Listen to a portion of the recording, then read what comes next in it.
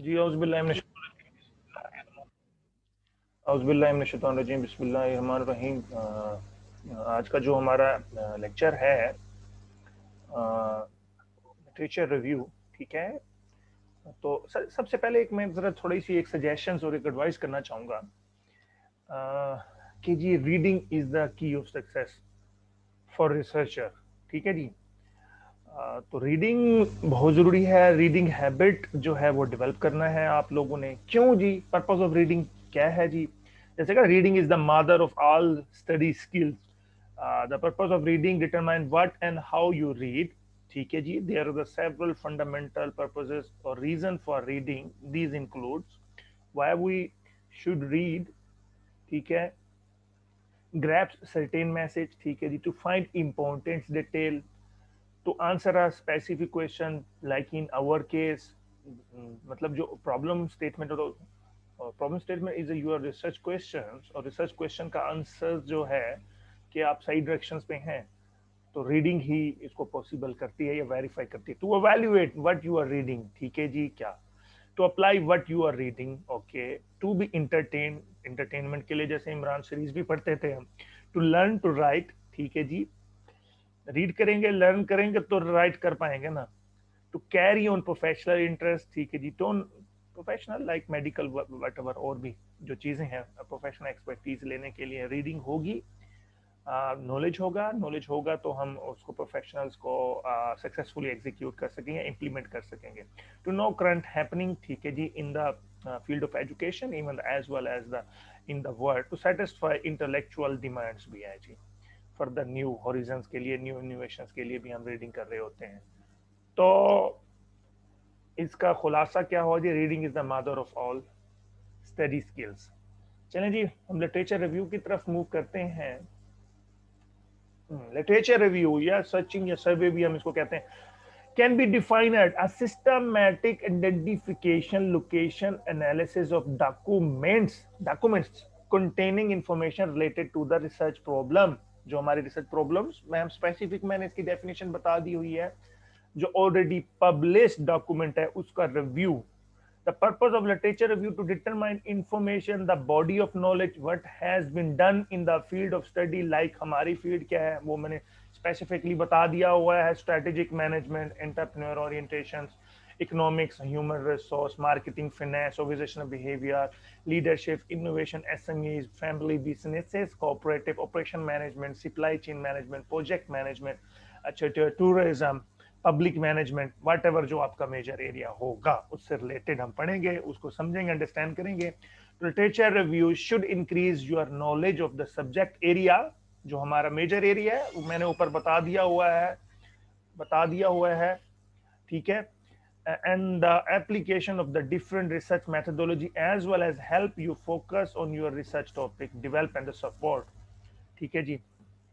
क्या है जी? फिर हम फर्दर एक और थोड़ी सी मैंने, it is an extensive survey of our variable pass study relevant to the field of investigation. कौन से अपना मैंने क्वांटिटेटिव स्टडी के प्रोस्पेक्टिव में बता रहा हूँ कौन से वेरिएबल जो कि आप यहाँ से अपने मेजर एरिया के, जो कि जैसे मैंने लास्ट में बताया, अच्छा, जर्नल टू स्पेसिफिक, ठीक है। उसको मेजर एरिया को सब एरियाज में करेंगे, सब एरियाज के अंदर फिर हम हमें इश्यूज और वगैरह देखेंगे, जो उसके वेरिएबल्स हम आइडेंटिफाई करेंगे, ठीक है।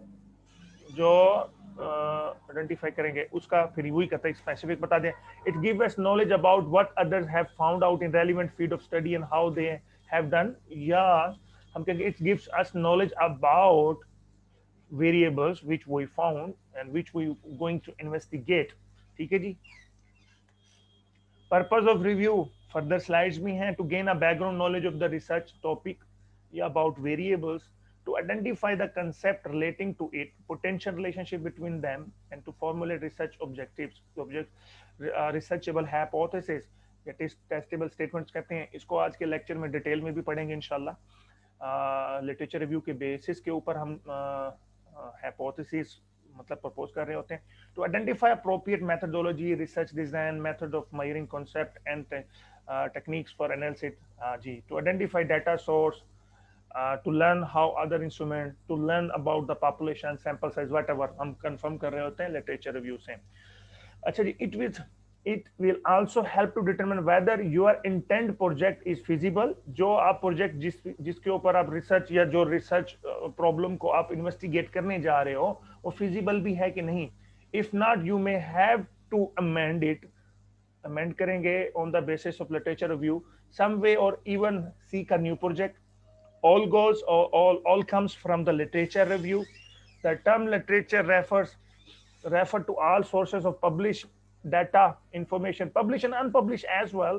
By exploring by exploring what others have contributed to your area of interest, you will be able to find out क्या जी what is already known, identify any gaps, मतलब लिमिटेड स्टडी हैं आपके area में कम हुई हैं स्टडीज, एक problem आ रहा है, see how your ideas compare with what has gone before, इससे पहले इसमें हम कहते हैं बैकग्राउंड ऑफ द स्टडी भी बता रहा होता है। अच्छा, डेवलपिंग एग्जिस्टिंग आइडियाज, जो डेवलप ऑलरेडी एग्जिस्ट कर रहे होते हैं, क्रिएट न्यू वन उनकी बेसिस के ऊपर। सपोज मैं आसान सी एग्जांपल मैं ये देता हूँ कि देखें हम कहते हैं जी फर्म परफॉर्मेंस के बारे में हम मेजर करने जा रहे हैं, उसको इन्वेस्टिगेट करने जा रहे हैं, तो क्या है जनाब हम देखेंगे कि कितने लोगों ने कहाँ कहाँ और कितने फैक्टर्स उसके ऊपर या थ्योरीज बिल्ड हो चुकी हैं पास्ट में। पहले उसको आप करोगे, फर्म परफॉर्मेंस के नॉलेज आपके पास होगा तो फर्दर आप न्यू आइडिया प्रपोज कर पाओगे ना जी। ये उसी के बारे में बता रहा है। अच्छा जी, literature review is written summary of the finding from your literature search. Finding भी है जो पास्ट हमने देख रहे हैं, जो ऑलरेडी हमारी सपोज हमारा एक आईवी था जनाब जी, entrepreneur orientation and the firm performance, ये दो है। एंटरप्रेन्योर ओरिएंटेशन हमारा आईवी है, फर्म परफॉर्मेंस हमारा डीवी है। इनके ऊपर हमने देखा जी पास्ट थ्योरीज, जो पास्ट स्टडीज की फाइंडिंग क्या रही थी इनके ऊपर, वो डेवलप हो चुका है या still we have to explore it, ठीक है जी, और डेवलपिंग में है। डेवलप हो चुका है तो हम देखेंगे जी बिल्कुल एंटरप्रेन्योर ओरिएंटेशन है, जहां भी यूज करेंगे हम तो फर्म परफॉर्मेंस बढ़ेगी। लेकिन कुछ एरियाज में हमने देखा वो कहता है जरूरी नहीं एंटरप्रेन्योरशिप्स हम इंट्रोड्यूस कराएं तो फर्म परफॉर्मेंस बढ़ेगी, तो एक इनकंसिस्टेंसी है ना, तो वो वेरीफाई करते हैं हम लिटरेचर रिव्यू से। It is a very important part of any research activity, should provide a background to justification for your research project. It will be written up as a part of your proposal and will become of early chapters in your final research report, ठीक है। First chapter को भी हम करते हैं। It is sufficient merely to describe other research study which have taken place. You need to appraise critically the contribution of others, identify the trends,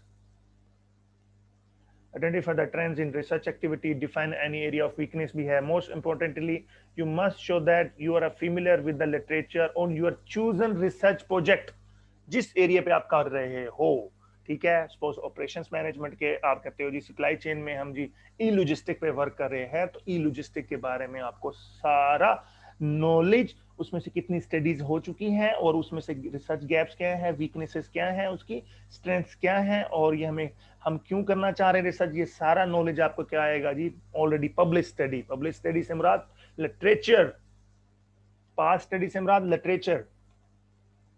अच्छा जी, वैसे वो कहते हैं कि कुछ दो एक स्लाइड्स हैं इसके बारे में, वन बाय वन मैं थोड़ा सा बता देता हूँ। Literature review is necessary as part of purpose of topic selection या solution of your research problem, मैं यूं कह सकता हूँ, ठीक है जी। Part of research projected proper, ठीक है जी। क्या है, पहले हम नंबर ए को डिस्कस कर लेते हैं कि जी क्यों जी, what other say about the topic, जो आपका एरिया है, मतलब टॉपिक मीन मैं ये कह देता हूँ आपका एक जर्नल एरिया था, मैं कहता हूं जी ह्यूमन रिसोर्स मैनेजमेंट एक जनरल एरिया था, और उसका स्पेसिफिक आपने एरिया लिया है जी employer branding, suppose employer branding है। अब उसके बारे में हम पढ़ेंगे पहले कि भाई ये क्या है और इसमें क्या फर्दर रिसर्च की जरूरत भी है कि नहीं, या हमें ये एकेडमिशियंस को एज वेल एज कम्युनिटी को या ये एज वेल एज इंडस्ट्री को ये बेनिफिशियल है भी या नहीं।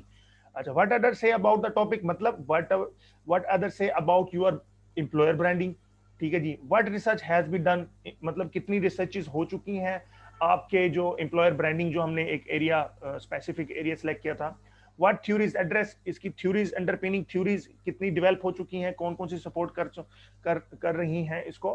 अच्छा, व्हाट डू द थ्योरी से, ठीक है, और वो थ्योरी जो फाइंडिंग, मतलब फाइंडिंग्स क्या कह रही हैं, आर द कंसिस्टेंट फाइंडिंग, और हाँ जी जो मतलब कि पॉजिटिव ही होता है एम्प्लॉयर ब्रांडिंग के ऊपर, एम्प्लॉयर ब्रांडिंग और एम्प्लॉयर ब्रांडिंग और फर्म परफॉर्मेंस मैं कह देता हूँ कि जी उसके ऊपर हमने क्या मतलब कितने आईवीज हुए, या एम्प्लॉयर ब्रांडिंग एक आईवी है और फर्म परफॉर्मेंस एक जो है ना जी वो डीवी है। तो हम कहते हैं जी इनकी फाइंडिंग्स क्या थी, सब ने ही कहा पॉजिटिव रिलेशनशिप है, या किसी ने कहा ये इसका कोई असर नहीं है, तो इसको हम इनकंसिस्टेंट फाइंडिंग भी कहते हैं। तो हमें पता लगता है अगर इनकंसिस्टेंट फाइंडिंग होगी तो still we have to explore their relationship in depth. अच्छा जी, बी पार्ट हम देखते हैं जो कहते हैं जी आप research project literature review helps a researcher in क्या करेगा जी, learning understanding the context conceptual knowledge of the research problem. जो रिसर्च प्रॉब्लम था हमारा किस एरिया में, एम्प्लॉयर ब्रांडिंग में, learning understanding what is non substantive knowledge होगा किसके मुतालिक, हमारा research problem which is related to the employer branding. फिर मेथडोलॉजी भी देखेंगे, मेथड टेक्निक्स कौन सी थी, सैंपल साइज क्या था, कौन सी इंडस्ट्री ली गई है, कहाँ पे उसका बिल्डिंग एंड एग्जिस्टिंग नॉलेज भी है। Finding idea problem that need to be confirm rejected, अगर इसके ऊपर प्रॉब्लम है, सपोज हम कहते हैं रिसर्च क्वेश्चन नहीं मिल रहा हमें, ठीक है, या उसकी ऑपरेशनलाइजेशन नहीं हो पा रही, तो हम क्या है जी वो हम करेंगे जी ना, हम क्वालिटेटिव स्टडी की तरफ मूव कर देंगे। तो ये सारे डिसीजन हम इस पे कर रहे हैं। अगर रिसर्च पेपर मिल रहा है उसका मतलब रिसर्च क्वेश्चन मिल रहा है, ऑपरेशनलाइज कर पा रहे हैं हम अपने वेरिएबल को, क्वांटिटेटिव की तरफ चले जाएंगे। Finding gap contradiction in the existing area, ये वही लास्ट वाली बात फिर भी आ गई, जो फाइंडिंग्स थी इसकी उसमें कंट्राडिक्शंस है या उसकी ऑपरेशनलाइजेशन सही नहीं हुई हुई, तो हम वो देखेंगे, या उस एरिया को अगर वो सारी चीजें मिल रही हैं तो फर्दर मूव करेंगे, नहीं तो हम रिवाइज करेंगे या कोई और एरिया लेंगे। अच्छा, conducting the literature review involve the following. अच्छा, ये फिर हमारे पास ये जो 4 सेक्शंस हैं इसको हम वन बाय वन करेंगे। जनरल प्रोफेशंस के लिए है, identify the relevant material sources है, कंडक्टिंग द रिव्यू है, एंड राइटिंग द रिव्यू है।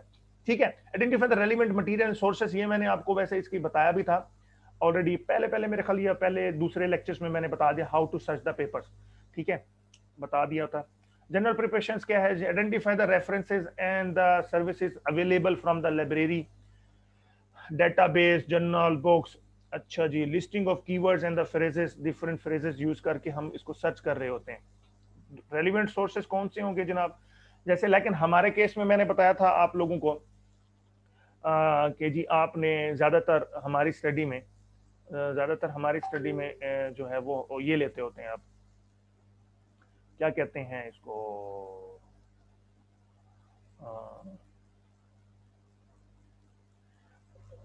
मतलब रिसर्च जर्नल्स ही लेते हैं ना, बेसिकली रिसर्च जर्नल्स लेते हैं। Business journals. हाँ, रिसर्च जर्नल्स कह रहा हूँ मैं, जरूरी नहीं है बिजनेस से हो, साइकोलॉजी से, फर्दर अदर्स एरिया से भी हो सकते हैं। रिसर्च जर्नल्स लिए हैं जो कि मैं लास्ट टाइम मैंने आपको बताया था, और उस रिसर्च जर्नल्स के मैंने कुछ फेमस पब्लिशर्स बताए थे कि हमने उस फेमस पब्लिशर्स के हमने जर्नल्स लेने हैं, और उस जर्नल्स में जो पेपर पब्लिश हुए होंगे वो हम कंसीडर करेंगे, सही है। और उसकी मैंने प्रैक्टिस भी आपको बता दी, जैसे थीसिस डिसर्टेशन। अच्छा, गवर्नमेंट पब्लिकेशन भी है, स्टैंडर्ड पेटेंट भी है, ट्रेड जर्नल्स है, कोई वजीर आजम साहब की कोई तकरीर हो रही है तो वो भी आप कर सकते हैं, ये भी एक अथेंटिक है, ठीक है जी। एक हायर पोस्ट ये जो बात कर सकती है, ठीक है, और सब लोग मान सकते हैं इसको, स्टैम्प कर सकती है गवर्नमेंट, ठीक है, तो also can use for the literature review.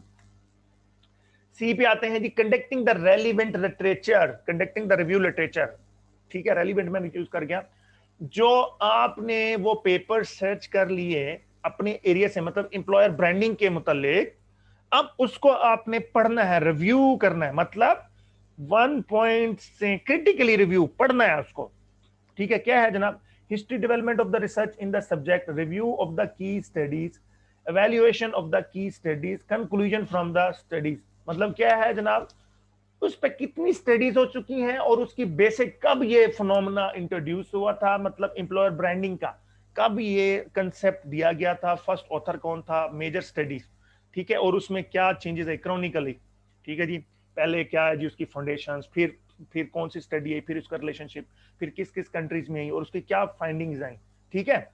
तो उनको सब स्टडीज को इकट्ठा करना और पढ़ना है, क्या चेंजेस आई, फिर आपने क्या सीखा और फिर आपने प्रपोज करना है। ये शॉर्ट कमिंग्स इसमें रह गई हैं। तो जब अब लिटरेचर लिख रहे होगे तो इसी तरह के मैं एग्जांपल भी बताऊंगा आप लोगों को, एग्जांपल भी बताऊंगा how to write the literature भी। तो आखिर में फिर आपने बताना है कि इसकी बेसिस के ऊपर क्या आपने फील किया और आप क्या करना चाह रहे हैं, ठीक हो गया जी। राइटिंग द रिव्यू वही आ गया जी, make an outline, heading and sub heading, author, year, hypothesis, variables, measurement, sample, result, etc, ये सारी चीजें आपको रिक्वायर्ड होंगी जब वो पढ़ रहे होंगे स्टडीज, जो की स्टडीज पढ़ रहे होंगे आपकी ब्रांडिंग, एम्प्लॉयर ब्रांडिंग के ऊपर, वो आप लोगों ने नोट डाउन कर देने हैं। बिगन द क्रॉनिकल ऑर्डर्स, ठीक है, डिफरेंट मेथड है। कोई कहता है जी, मतलब मैं सपोज कहता हूं जी, एम्प्लॉयर ब्रांडिंग के ऊपर सबसे पहला पेपर पब्लिश हुआ था जी 1990 में, 1990 पे, ठीक है जी। तो क्या है जी, सबसे पहले जी उसने मतलब जी क्रिस ने बताई बात, ठीक है जी। फिर नीचे आए 1992 में या 93 में एक और उसी स्टडी के ऊपर, मतलब एम्प्लॉयर ब्रांडिंग के ऊपर आई, मतलब इमरान की स्टडी, तो इमरान इमरान की स्टडी पढ़ेंगे और उसके बारे में बताएंगे, ठीक है जी। क्रॉनिकल ऑर्डर ये है। अच्छा, एक तरीका तो ये है, एक तरीका यह है कि कोई जरूरत नहीं है, क्रॉनिकल ऑर्डर नहीं फॉलो अप किया जाता, सिर्फ इंपोर्टेंस फॉलो की जाती है। एक स्टडी आप शुरू में लिखा जी, इमरान ने तो ये कंसेप्ट पेश किया था, फिर 1900 मतलब जी 2001 में फलाने ऑथर ने इसके बारे में ये बताया, 2005 ने उसने ये बताया, अच्छा 2015 में इसने ये बताया, 2020 और 21 में ये बताया, तो कोई जरूरत नहीं है। मतलब इस तरह भी आप लिख सकते होते हो। बेसिकली जस्टिफिकेशन है, जस्टिफिकेशन है आपके वेरिएबल्स को जस्टिफाई कर पाए वो, ठीक है, क्लियरली, और आपका मुद्दा पूरा हो जाए तो आप कर लेते हो। डिफरेंट है थीसिस में, वैसे थीसिस में काफी लिखना होता है, तो हम कहते हैं कोई स्टडी बैकग्राउंड की जो स्टडी है वो मिस ना रह जाए, पास स्टडी मिस ना रह जाए आपके एरिया में, मतलब जैसे एम्प्लॉयर ब्रांडिंग में, तो हम वो सारे पेपर डाउनलोड करते हैं, उनको पढ़ते हैं और उसी ऑर्डर में हम अपना राइटिंग में, राइटअप में ले आते हैं, ठीक है। तो वो काफी हमें ज्यादा डाटा भी चाहिए होता है, तो इस वजह से भी हम क्रॉनिकल, लेकिन पेपर में ऐसा नहीं होता। Brief summary of literature and it's implication, listing of reference, reference के बारे में भी बताऊंगा, हम एपीए स्टाइल यूज करते हैं, इसके बाद मैं बताता हूं, ये भी नेक्स्ट स्लाइड से नेक्स्ट स्लाइड में। अच्छा जी, चलें यहां पे आ जाते हैं कि जी journal guideline for determining the focus and scope of the literature, bigger longer does not mean better. हाँ जी, मतलब वो बड़ा होना चाहिए, ये जरा फोकस, फोकस से नहीं हटना, focus and scope of literature, ये बड़ी अहम स्लाइड है, इससे नहीं हटना, इसको जरा गौर से सुन लीजिएगा कि जी वो बड़ा हो, लिखा हुआ, पेट भरा होना चाहिए, नहीं भाई, क्वालिटी कितनी है उसकी, आपके एरिया को कितना जस्टिफाई कर रहा है लिटरेचर, या अपने एरिया को जस्टिफाई कर पा रहे हैं through past study, past study mean literature. जरूरी नहीं हो लिखते हो ना, कोई रेलिवेंट हो ना कुछ, बस लफ्ज देखा उसके अंदर क्या लिखा हो लिख दो, पेट भरा, वो काफी लिखा हुआ है, हाँ जी बड़ा अच्छा लिटरेचर, नो भाई no, enough to justify the research. Heavenly research area required smaller and more specific area, ठीक है, बहुत रिसर्च एरिया, जैसे हम कहते हैं जी अगर हम एरिया देखें फर्म परफॉर्मेंस के एरिया, या हम देखते हैं एचआर के प्रोस्पेक्टिव से, हम देख लेते हैं एचआर के प्रोस्पेक्टिव से, मैं बताता हूं आपको कि जनाब हाई परफॉर्मेंस प्रैक्टिसेस, यार इतनी रिसर्चेस हो चुकी हैं, हजारों में, मैं मिलियंस में पेपर मिल जाएंगे आपको। लीडरशिप हजारों में बल्कि मिलियंस में आपको मिल जाएंगे पेपर्स उसके ऊपर, ठीक है जी। Smaller and more specific focus है, बड़ा है, ज्यादा ढूंढना पड़ेगा, इन डेप्थ में जाएगा, उसमें गैप एंड शॉर्ट कमिंग ढूंढने में हमें टाइम लगेगा, तो इसलिए एक ये एरिया भी है कि न्यू एरिया लिया की जाए जिसके ऊपर कम रिसर्चेज हो जाए, ठीक है, तो हमें तो शॉर्ट कमिंग्स उसमें आसानी से मिल जाएंगी और उसको एड्रेस करने में आसानी रहेगी, ये भी जरा ख्याल रखिएगा। New areas need to include wider broader research review, ठीक है जी। द मिसकंसेप्शन, अब न्यू एरिया देखा ना, न्यू एरिया की बात कर रहा है, रिक्वायर्ड स्मॉलर एंड मोर, उसके ऊपर काफी सारी रिसर्चेस तो हैं, लेकिन इन डेप्थ में जाना पड़ेगा, ठीक है जी। न्यू एरियाज में क्या है जनाब, हमें काफी दगोदो करनी पड़ेगी, मतलब लिटरेचर रिव्यू नहीं होगा तो हम लिटरेचर ढूंढेंगे उसके ऊपर, लेकिन डिफेंडेबल यही रिसर्च होगी, न्यू रिसर्च एरिया होगा, जो ऑलरेडी रिसर्च हुई इतनी सारी तो जस्टिफिकेशन है। मैं कहता हूं अगर काफी सारी रिसर्चेज एक एरिया पे हो चुकी हैं तो वो तो डेवलप हो चुका है, उसके ऊपर थ्योरी बिल्ड हो चुकी है जनाब, एक और एक दो ही होते हैं, वो डेवलप हो चुका है। लेकिन जब न्यू एरिया में हमें नहीं पता एक और एक दो होता है, तीन होता है, चार होता है, मैंने से एक और एक होता है, वट एवर, तो इसलिए न्यू एरिया को हम फोकस करते होते हैं, ठीक है जी। इसलिए तो कहते हैं जब आप रिसर्च करते हो भाई नया क्या है, नोवेलिटी रिसर्च में क्या है आपकी। अच्छा जी, misconception that the worth of a problem is the function of its available literature, हाँ जी, इसको भी फोकस, मिसकंसेप्शन है, इसको भी दूर करें। Reference in previous studies can be used an additional source, okay, कह सकते हैं क्यों नहीं, private period can be the additional source. अच्छा, इसमें ना एक और चीज होती है, इस पॉइंट का समझने की जरूरत है कि मतलब इमरान की स्टडी आपने ली, काशिफ ने इमरान की स्टडी पढ़ी और इमरान की स्टडी को अपने पेपर में साइट कर दिया। अब फर्दर काशिफ, अच्छा इमरान ने कुछ और ऑथर्स के भी तो साइट किए होंगे ना, तो काशिफ क्या करता है, इमरान के जो और ऑथर्स हैं उनको भी साइट करने लग जाए, तो वो कर सकता है, उसको पेपर डाउनलोड करे, ये नहीं जो मैंने लिखा उसी को उठा के साइट कर दे अपने पेपर इसमें लिटरेचर रिव्यू में, नहीं, ये गलती नहीं करनी, ये गलती नहीं करनी। आपने ये करना है जो मैंने साइट किए हैं तो वो साइट उसका रेफरेंस लें, वो पेपर डाउनलोड करें, उस पेपर को पढ़ें, रेलिवेंट हो रहा है आपके कॉन्टेक्स्ट में, अपना रेलिवेंसी शो हो रही है तो आप उसको साइट करो, उसको अदरवाइज नहीं करना।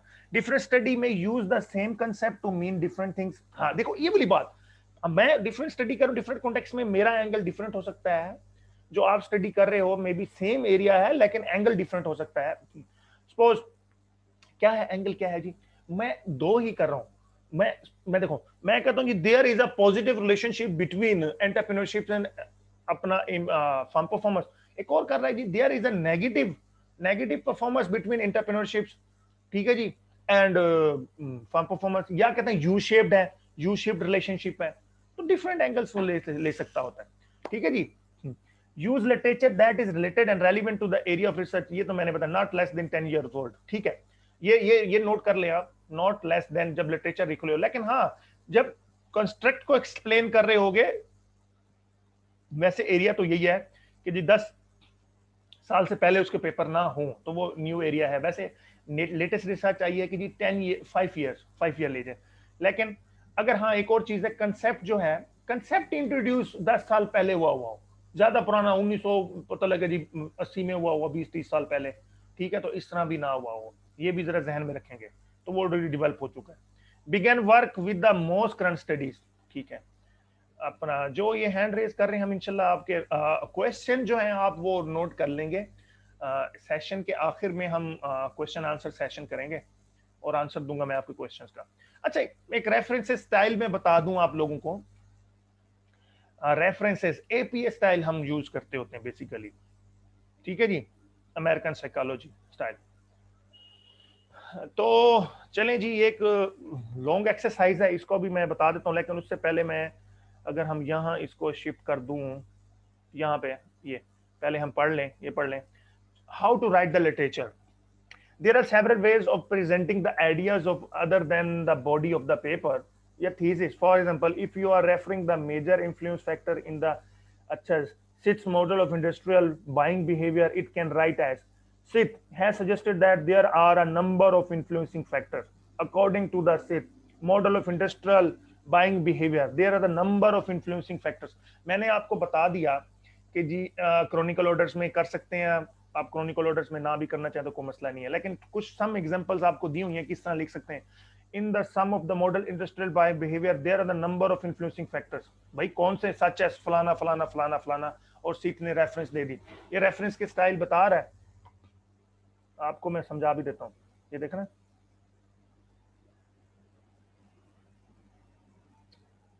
अच्छा जी, अच्छा जी, अच्छा जी, ये देखें, ये रेफरेंस बता रहा है, रेफरेंस साइटेशन है, sorry citation. In some of the model industrial buying behaviour there are the number of influencing factors, यूं भी हो सकता है रेफरेंस, लेकिन हमने एपीए करना है यूज, हमने एपीए रेफरेंस यूज करना है, ठीक है, एपीए रेफरेंस यूज करना है। ये देखें, ये रेफरेंस है इसका, सित फलाना फलाना फलाना, मैं अभी डिटेल में बता देता हूँ, बारह लाइन यूं, यहाँ कंफ्यूज ना हो। once again point to be kept in mind while reviewing the literature. Read relevant literature, मतलब एम्प्लॉयर ब्रांड के मुतालिक होगा, रेफरेंस ओरिजिनल वर्क, जो मैंने बताया था आपको पब्लिशर्स वहीं से आपने लेना है, ठीक है, ये नहीं है कि मतलब एक अनरिव्यू या पीर रिव्यू रेफरीड जर्नल से आप लेना, ठीक है, एक रिकॉग्नाइज पब्लिशर से लेना है। Read with comprehension, read in time, हाँ इंडेक्स द लिटरेचर, इंडेक्स बनाया उसका, ये नहीं है ऑन टाइम ही ना पढ़े, लेट हो जाए तो फिर कोई फायदा नहीं है। चलें जी, हम यहाँ पे आते हैं, मैंने यहाँ पे रेफरेंस भी दे दिया है, थोड़ा सा अगर इसको भी समझना चाहें तो आप समझ लें, नहीं तो आप ये जो मेंडले गाइडलाइन मैंने दी हुई है, और आपको मैं यहाँ पे आज एंड नोट यूज करना भी बता दूंगा, एंड नोट यूज करना भी बता दूंगा यहीं पे ही, ठीक है। सपोज मैं इसी एरिया में ही बता देता हूँ, ठीक है, टाइटल कॉपी कर लेता हूँ मैं किसी भी पेपर का, उसको साइट कैसे करेंगे, ठीक है, उसको साइट कैसे करेंगे,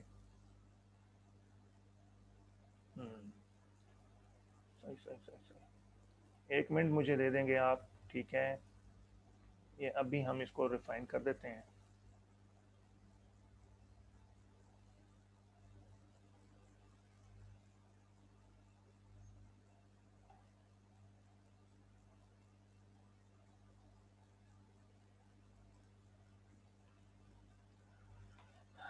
जी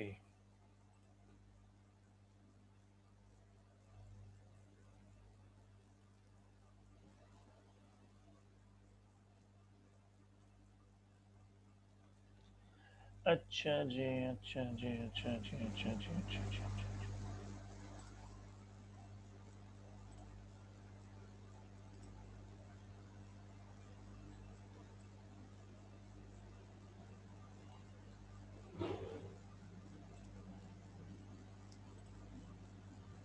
सपोज मैं कहता हूं जनाब ये देखें,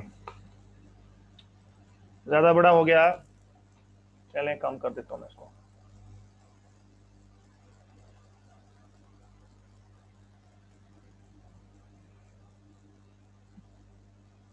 यहीं पे कर लेता हूं मैं। ये देखें, हमारे पास एक पेपर आया, ये पेपर है, रेफरेंस को हम यहाँ पे, अब इस एक पेपर को ना जी हमने साइट करना है, फिर इसका रेफरेंस भी देना है, ठीक है। इसका रेफरेंस भी मैं आप लोगों को बता देता हूँ, रेफरेंस भी कैसे देना है। पहले साइट करना है, इन टेक्स्ट साइटेशन क्या होती है, किधर होती है, कैसे नहीं होती, वो सारी चीजें मैं बताता हूँ आपको।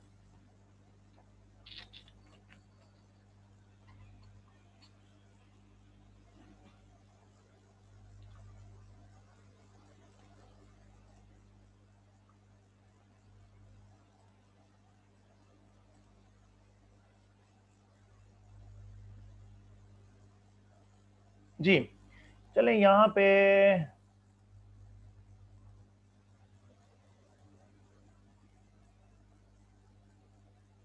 ये मैंने इसलिए किया कि मैं आपको यहाँ पे साइट भी करना बता दूँ, लिख सकूँ मैं ज़रा थोड़ा सा। चलें जी, मैं कहता हूँ जी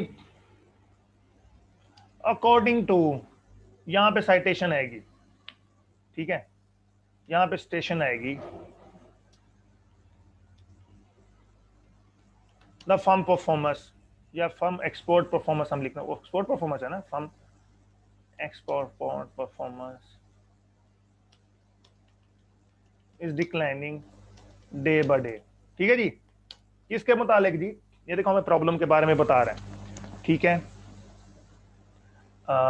अब हम, अच्छा एक होता है साइटेशन, होता है जी बिगिनिंग ऑफ द सेंटेंस, ठीक है जी। आसान अल्फाज में बताऊं, बिटवीन या इन टेक्स्ट साइटेशन भी कहते हैं, बिटवीन इन द सेंटेंस और लास्ट इन द सेंटेंस। तो इनको हम कैसे करेंगे एपीए में? सबसे पहले अगर बिगिनिंग में है जनाबे वाला, तो अगर आप यहां देखें मोहम्मद इमरान, तो लास्ट नेम क्या करेंगे, लास्ट नेम कॉमा, तीन चार ऑथर है, अगर एक होता तो सिर्फ हम सिंपली यूं लिख देते, अगर एक ऑथर होता तो सिंपली ये लिख देते इसका ईयर, इसमें इसका ईयर दिया हुआ होगा, ये नीचे लिखें जी नवंबर 2018, बस लिखना है हमने, नवंबर शंबर नहीं लिखना, 2018, ठीक है जी। ये हो जाता according to the Imran, according Imran 2018 the firm performance, ये इंटेक्स साइटेशन है, ठीक है जी। ये है सिर्फ इस सूरत में कि अगर आपका सिंगल सिंगल एक ऑथर हो, ये तीन चार ऑथर हैं, उसका भी मैं बता देता हूँ तरीका। पहले ये बता दूं ना, पहले कि अगर ये शुरू में बताना पड़े तो कैसे बताना है, अगर अच्छा अगर हम बताएं लास्ट में बताना पड़े, मतलब the firm performance is declining, यूं लिखेंगे the firm performance is declining day by day, किसने कहा भाई, यहां पे साइटेशन देनी है, एक मिनट, ऐसे नो, इसमें अब ये डिफरेंट है थोड़ा सा, कॉमा, ये लेंगे लास्ट नेम इतना बताना है, और यहाँ पे स्पेस दे दे, ये ले। अगर दो साइड दो दो सेंटेंसेस को आपने जोड़ना है तो उसको आप कैसे करोगे, वो भी बता देता हूं मैं अभी आपको। अभी ये मैं बता रहा हूं एक ऑथर्स का, ठीक है, ये रूल यही है, तीन चार ऑथर्स का एक दफा बता दूंगा तो बाकी इन तीनों फॉर्मेट में वही चलेगा, ठीक है, फिर रेफरेंस भी बता दूंगा आपको भी,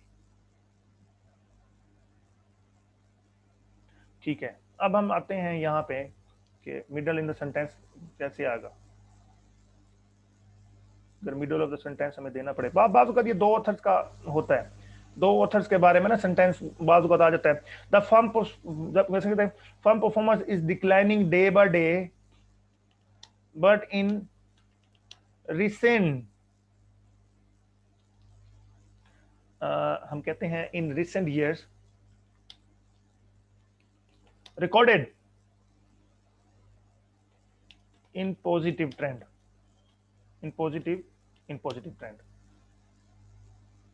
यहां पे क्या आएगा, तो सेम यही वाला ऐसे कर सकते हैं, डे बाय डे, ये ले ऐसे, ये देखे ना, अब एक सेंटेंस के दरमियान आया, ठीक है, तो इस तरह आएगी मिडल इन सेंटेंस, इंटेक्स साइटेशन इसी तरह ही आएगी।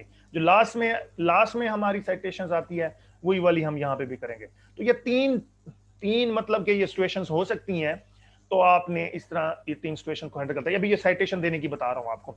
अच्छा, अब एक से ज्यादा ऑथर है जी, क्या करेंगे फिर हम? अगर एक से ज्यादा ऑथर्स को हमने साइट करना है तो उसकी क्या तरीका है?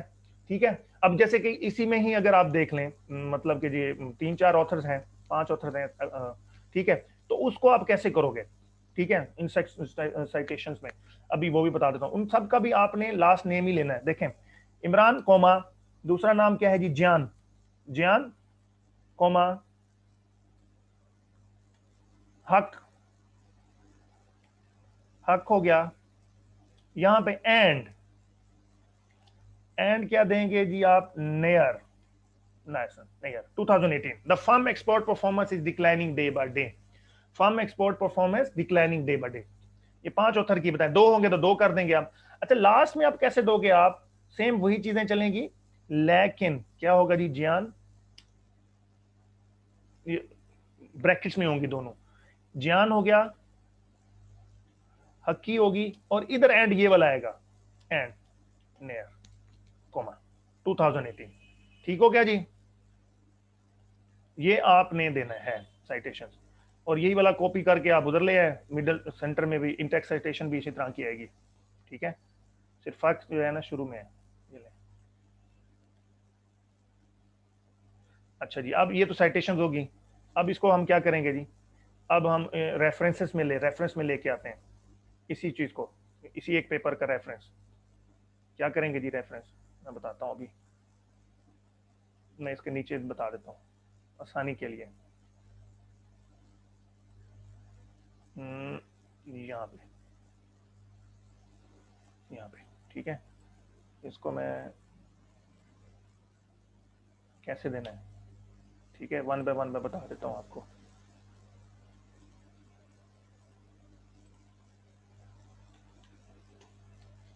आओ जी, अब ये साइटेशन मतलब इसका रेफरेंस आ गया क्या जनाब, वही वाला, इमरान फर्स्ट नेम, उसका कोमा, मतलब last name comma first name M, क्या था मेरा नाम, मैं इधर भी चले, मैं खुद भी इधर बता देता हूँ, खुद भी टाइप करके बता देता हूँ आपको, कंफ्यूजन ना हो, आपको।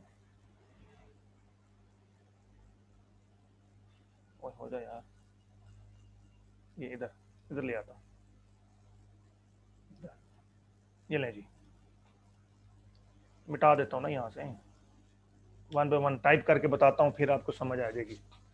अच्छा जी, इमरान हो गया, कोमा एम बड़ा, ठीक है जी, डॉट फिर कोमा, ये एक ऑथर कंप्लीट हो गया। अब दूसरा आपने बताना है जी, जियान, जे को पहले करना है, जियान, ठीक है जी, कोमा उसका फर्स्ट नेम क्या था जी, जोकान, जेड डालेंगे सिर्फ, जोकान, ठीक है जी, फुल स्टॉप कोमा, ठीक है जी। उसके बाद ये मैंने अभी चौथा नाम मेरे ख्याल नहीं लिखा, और बंस की, चले मैं छोड़े, मैं 4 ऑथर्स का बता रहा हूँ। अब नैयर की बात बता रहा हूँ, नैयर पे आ जाता हूँ, एंड नैयर पे आ जाता हूँ, ये बाकी वही सिस्टम तो वही है, ठीक है जी, नैयर कोमा, उसका फिर बाकी जो वर्ड हैं, एस है, डॉट स्पेस एल है, फिर डॉट, लक्ष्मी है ना, अच्छा जी, फिर है जी सीरी, एस, ये नहीं एस, ठीक हो जी, फुल स्टॉप, फिर ईयर 2018, ब्रैकेट क्लोज, फिर फुल स्टॉप। आप कहते टाइटल ऑफ द पेपर, लिखेंगे फिर आप, ठीक है, determinants of of firm performance, firm performance in China automobile industry. ठीक है जी, फर्स्ट स्टार। अब फिर जर्नल का नाम आएगा, ये जर्नल का नाम है, ये देखो ये वाला, सस्टेनेबिलिटी। जर्नल का नाम दे दें आप, सस्टेन सस्टेनेबिलिटी। अच्छा जी, कॉमा। अच्छा, अब इसमें एक दो तीन चीजें होती हैं, इसका इशू नंबर, वॉल्यूम नंबर, सारी चीजें ये आपने इसमें बतानी है। अब यहाँ पे मेरे ख्याल में नहीं दिखा पाया इसका वॉल्यूम नंबर, इशू नंबर। चलिए एनी हो मैं बता देता हूँ। बाज़ इस टॉप पे लिखा होता है, पेपर के टॉप पे या इधर लास्ट में भी लिखा होता है कि जी जनाब इशू नंबर वॉल्यूम नंबर क्या होता है जनाब, इसका लिखें जनाब 10, ये 10 वॉल्यूम है, 11 इशू है, कॉमा इसका ये पेज नंबर है 4078, 4078 और स्टार। ये लगना आपको कंप्लीट हो गया। अब वॉल्यूम, इशू और ये पेज नंबर क्या है, ये भी आपको एक पेपर में शेयर करके बता देता हूं। ठीक है, ये एक पेपर शेयर करके बताता हूं। बहरहाल रेफरेंस देने का ये स्टाइल है, ये मैंने आपको बता दिया हुआ है। अच्छा जी, एक पेपर भी शेयर कर देता हूं आप लोगों के साथ यहीं पे, जिससे आप वो देख सकें। उसका फ्रंट पेज में शेयर करता हूँ, कोई एक जनरल सा पेपर डाउनलोड करके आपको मैं दिखा देता हूँ।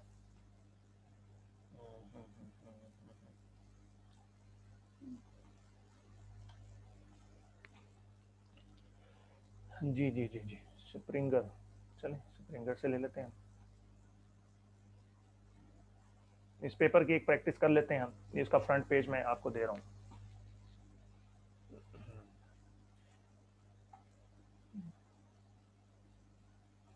नहीं, कोई मसला नहीं है।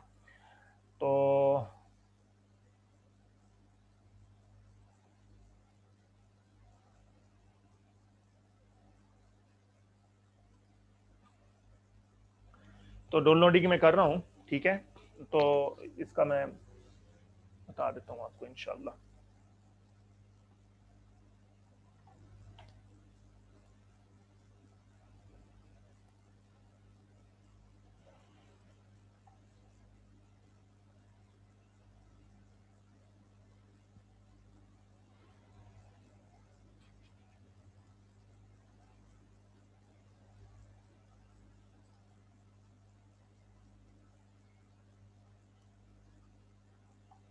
पेपर ही मैं शो करा देता हूँ आप लोगों को।